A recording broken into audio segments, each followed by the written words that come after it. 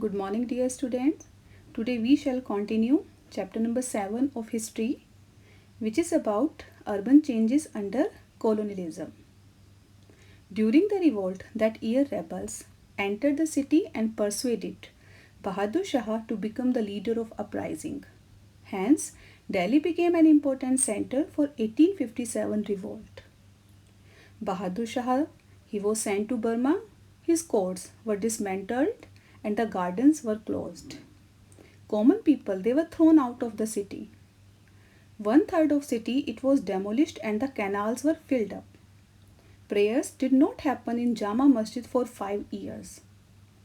In 1803, British got control of Delhi but continued with Calcutta as the capital. The modern city, as we know it today, developed only after 1911, when Delhi became the capital of British India. Unlike the other colonial cities, British lived in the separate areas, but in Delhi, they lived with the Indian community. To destroy the symbolic image of Delhi, British organized an event in Delhi, and the Viceroy he organized a darbar to acknowledge Queen Victoria as the Empress of India.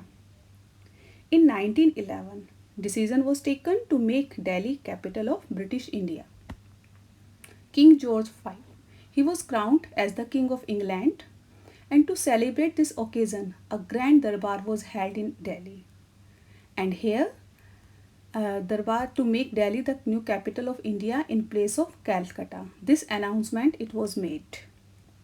The British government took up the task of building the new capital. Sir Edwin Lutyens and Sir Herbert Baker, two renowned architects, were given the task of designing Delhi.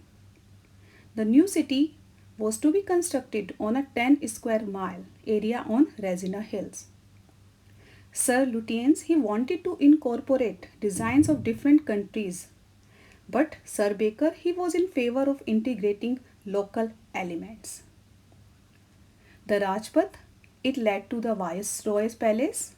Edwin Lutyens he designed the Viceroy's palace, the India Gate, and the Parliament House, while Baker he designed the two secretariats. The Rashtrapati Bhavan is the official residence of the President of India in present times. It is located on the Resina Hill at one end of the Rajpath.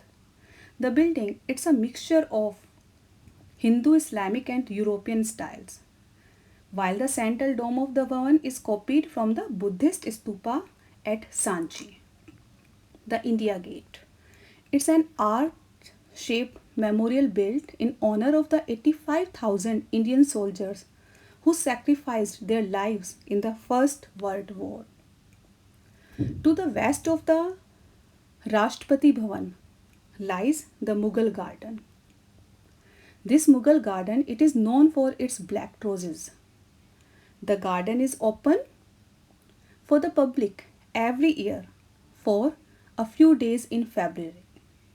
It took about 20 years to build New Delhi. So now we will be talking about the Delhi at the time of partition. During partition, a massive transfer of population it happened on both sides of new border. Number of Muslims left the city. Sikh and Hindu refugees from Pakistan they came here, and the population of the city it increased. In the riots that followed the partition, hundreds of people they were killed, their homes were ransacked and burnt. A large number of Muslims they migrated to Pakistan, and an equal number of Hindu and Sikh refugees immigrated into India.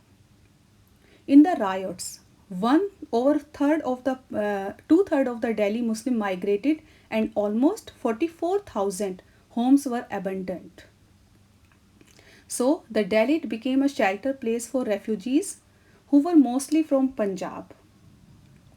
So around this time, as many as 50,000 new people were added to the population of Delhi.